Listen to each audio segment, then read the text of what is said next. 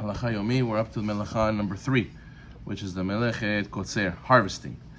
Kotzer harvesting was needed in the Mishkan for the herbs, like we said before, or for the wheat, for the making of the bread. So what's Kotzer? Kotzer is basically uprooting or severing any of the living plant from its source of growth. So this applies to edible and non-edible plants. So the amount you have to harvest to be liable in a sin offering, chatat offering, depends on the purpose of the harvesting. If a person is going to eat it, so then it's going to be grogeret, which is around 18 grams. If it's going to be for an animal, then the amount would be how much it fits into a baby goat's mouth, right? So that's less. If a person would be harvesting for firewood, then you have to be harvest enough to cook a third of an egg. So you see, whatever the purpose is, that'll change how much you have to do in order to be able to liable with the sin offering. But any harvesting any less than this is still asur rabbinically. Number 1, inhibiting growth is not considered kotzer. Making a plant grow slower is not considered kotzer. Number 2, any type of plant life is subject to kotzer. It's not only by fruits and edible plants, even non-edible plants are subject to harvesting. Thus, it's prohibited to scrape away moss from a surface on Shabbat. Similarly, detaching mushrooms that grow in the ground is also considered kotzer, even though they technically get nutrients from the air, not from the ground. That's why mushrooms are shakol and not borei adama. Number 3, detaching a plant that's growing in water is also considered kotzer. It's also considered harvesting. 4, just like by planting, lifting a potted plant that's in a pot is considered that is considered as if it has drain holes is also considered kotzer, because you're severing it from the ground.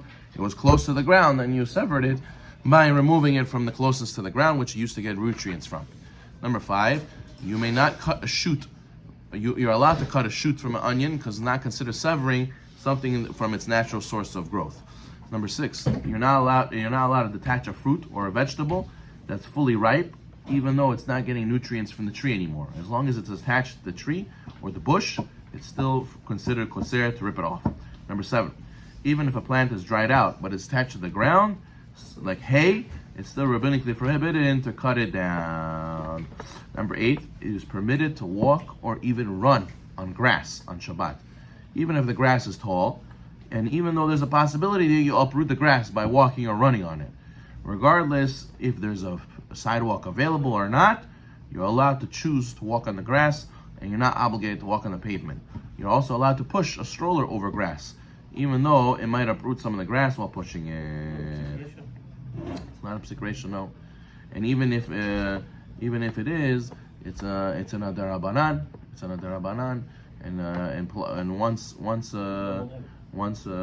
don't care for it, there's many leniencies. Psikration dolichalei darabanan, and therefore Avadi gives a leniency over here. Number 9, the Melacha of Kotzer applies both indoor plants and outdoor plants, and even if the pot does not have any hole in the bottom. Number 10, you're allowed to walk under a plant that's hanging in a perforated pot over the ground. You would think maybe when walking through it, under it, it's considered severing it from the ground because now it has no direct airspace above the ground. Still, it's mutar. 11, you're allowed to detach a leaf or a branch from a plant that is already detached from the ground, right? Like sometimes people break off a piece of the hadas to smell it, or people break off a piece from the nana to smell it. That's mutar. It's not considered kotzer. However, if it has a hard stem, it should be cut by hand and not use a knife. Number 12, detaching a fruit from a tree with one's mouth is also prohibited. 13, the Chachamim were scared that we might do things that will lead to kotzer. So therefore, they rabbinically prohibited a couple activities, like you're not allowed to smell a ripe fruit that's still attached to a tree. Why? Because it might get carried away and rip it off the tree. 14, you're allowed to smell flowers or hadassim that are still attached to the ground, because those are not fruit. You're not going to eat them, right?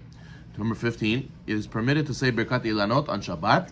There's no concern that you might pull off the fruit from the tree. 16, there are many uses of a tree on Shabbat that are forbidden midrabanan, because the rabbis were scared you might come to do kotzer. For example, 17, you're not allowed to climb a tree on Shabbat.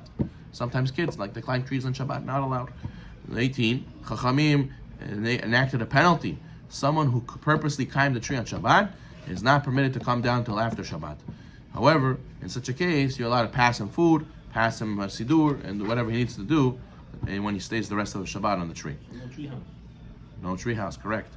You might rip off a part of the tree. 19.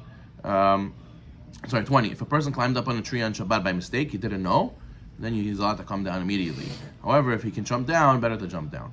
21. Somebody who climbed up a tree before Shabbat, it is forbidden from remaining in the tree at Shkia. He has to come down when Shabbat starts.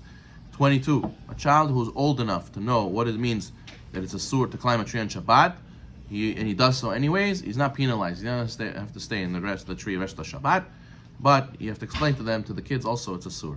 We're going to learn that even swings, sometimes swings are attached to trees. If they're directly attached to the branch itself, it's also a sur. We're going to learn that it needs a double, it needs to be twice removed from the tree, meaning there has to be a hook attached to the tree, and then the swing has to be attached to the hook. It can't be that the swing itself is attached to the branch itself. 23. You're not allowed to lean against the tree on Shabbat if in such a way that if they would take away the tree, you would fall over.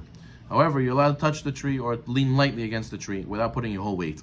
It doesn't matter. The branch, ripping off a branch is also Kotzer. 24. Even sitting on a tree root. Let's say they cut down a tree recently and there's a tree stump. It's a sur to sit on a tree root that is 3 tefahim above the ground. It's also considered using a tree and is prohibited. Right? Tree root is the big things that comes out, and then tree stump, while it's still alive, taller than 3 tefachim, is also not allowed to be sitting on. If it's dead, you're allowed to sit or stand on the stump. 26. You cannot put an object on a tree. Let's say you want to hang something on a tree. It's a sur also. You're like, oh, hang my coat on the branch. No, a sur. 27. You may not even leave an item on a tree on Erev Shabbat, unless the item is muktzeh and will not be moved throughout Shabbat. Oh, good. 28. One may not lean on an object that is leaning on the trunk of a tree. Therefore, it is prohibited to use a hammock or a swing that's directly tied to the tree. Similarly, one may not climb a ladder that is leaning on the tree. 29. An object attached to another object that is attached to the tree is permitted. For example, a basket or a hammock that's hanging on a hook that is attached to the tree may be used. Right? However, you cannot hang it on Shabbat, but if it was already installed before Shabbat, mojlim, permitted. Okay. 31. Something that's supported by the tree gets the status of a tree. Therefore, you cannot remove an item from the pocket of a garment or a bag that is attached to the tree. If a ball got stuck, sometimes they kick balls, and the balls get stuck in the tree, one may not remove it from the tree, and you cannot shake the tree on Shabbat in order that it should fall. 33. It is prohibited or to put something or to take on or off something from a firm plant with a stem on Shabbat, regardless of its height, because you might snap the stem. So a bush, guy says, oh, put it on the bushes, or hang something in the bushes, right? You might snap the stem of the bush. 34, grass and similar plants that have soft stems, they may be used, because you're not going to break them. Things that might snap, that's where it's the problem. 35, Chachamim prohibited riding on an animal on Shabbat, because you might rip a stick off the tree to prod the animal. So therefore, you're not allowed to ride a horse, not allowed to ride a pony. 36, riding a horse is prohibited even in a place where there's no trees accessible. The Chachamim made a lo plug. It doesn't make a difference where you are. 37, it applies this prohibition such as sitting on an animal, even without riding it, or leaning against the side of an animal. Let's say you have a cow, let's say you have a big dog. You cannot lean on the side of it, put your weight on it. You cannot just lean over it and sit on it even if it's not walking, right? One may, however, remove an item that is on an animal, since by doing so, it's unlikely you'll come to lean on it. Okay. Let's say also a wagon. Let's say, right, you cannot sit in a carriage or a wagon that's attached to an animal as well, because he's pulling you. 39. Although one who purposely climbs on a tree must remain in the tree the duration of Shabbat, if someone climbs purposely on an animal, he must come down. Since the animal has discomfort from the weight of the person, the Chachamim did not make a penalty. They have to stay on the animal the entire Shabbat.